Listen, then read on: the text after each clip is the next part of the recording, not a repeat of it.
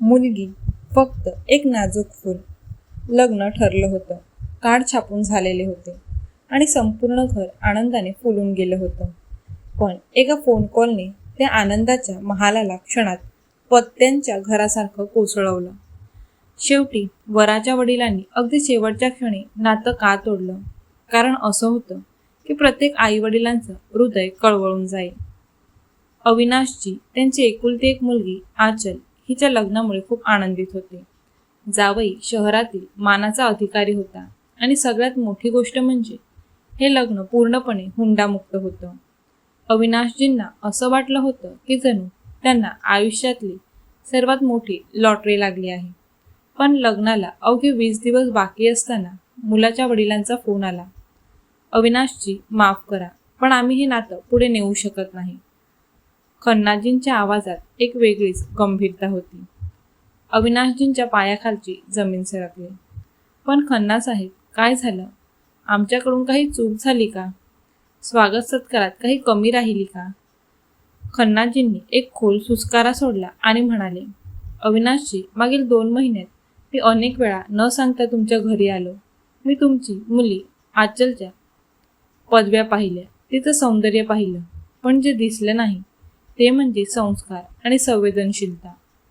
अविनाशजी थक्क झाले. खन्नाजी पुढे जे बोलले ते प्रत्येक त्या आई वडिलांसाठी धडा आहे, जे आपल्या मुलीला फक्त नाजूक फूल समजून वाढवतात. मी जेव्हा जेव्हा तुमच्या घरी आलो तेव्हा तुमच्या पत्नीला घामाने ओलेचिंब होऊन स्वयंपाकघरात काम करताना पाहिलं, कधी झाडू मारताना तर कधी जड वस्तू उचलताना पाहिलं. पण आजकाल ती प्रत्येक वेळी आपल्या खोलीत सजून धजून मोबाईलमध्ये गुंतलेली किंवा सोफ्यावर बसून TV पाहत होती. तिला एकदाही जाणवलं नाही की तिची आई थकत आहे. अविनाशजी, मला माझ्या घरासाठी फक्त सजावटीची बाहुली नको आहे, जी फक्त शोकेशमध्ये उभी राहील. मला अशी सून हवी आहे जी नात्यांची जाणीव ठेवेल. जी मुलगी आपल्या आईचे अश्रू आणि थकवा पाहू शकत नाही, ती उद्या माझ्या वृद्ध पत्नीची सेवा कशी करेल? जे हात आईचं ओझं वाटून घेत नाही, ते आमच्या घराच्या जबाबदाऱ्या कशा पेलतील? अविनाशजींच्या डोळ्यासमोर अंधार पसरला. त्यांना समजलं की मुलीला राजकुमारी बनवण्याच्या नादात त्यांनी तिला एक जबाबदार माणूस बनवणं विसरून गेले होते. आजकाल प्रत्येक आई वडील आपल्या मुलीला खूप लाड प्रेम देतात, जे योग्यच आहे, पण त्या प्रेमाच्या आड आपण तिला कमकुवत तर बनवत नाहीत ना? नक्की विचार करा. मुलीला घरकाम शिकवणं म्हणजे तिला मोलकरीण बनवणं नाही, तर तिला स्वावलंबी बनवणं आहे, जेणेकरून उद्या तिला कोणासमोर असहाय्य वाटणार नाही. वेळोवेळी तिच्या चुका दाखवणं गरजेचं आहे. जर तिला माहेरी ओरडा सहन करायला शिकवलं नाही, तर सासरी मोठ्याचं बोलणं तिला अपमान वाटेल आणि तिथूनच नात्यांमध्ये तडे जाऊ लागतील.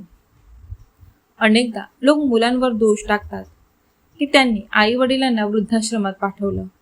पण लक्षात ठेवा, त्या निर्णयामागे कुणाच्या तरी मुलीची विचारसरणी कारणीभूत असते. जर आपण आपल्या मुलीत सेवाभावाचे संस्कार अगदी चांगल्या प्रकारे रुजवले, तर समाजात वृद्धाश्रम कधीच तयार होणार नाही. आपल्या मुलीला फक्त मुलगी म्हणून वाढवू नका. तिला एखाद्या घराची मानप्रतिष्ठा आणि संस्कारित सून बनण्यास योग्य बनवा. नाहीतर शिक्षा फक्त तिलाच नाही तर संपूर्ण कुटुंबाला भोगावी लागेल. विचार करा.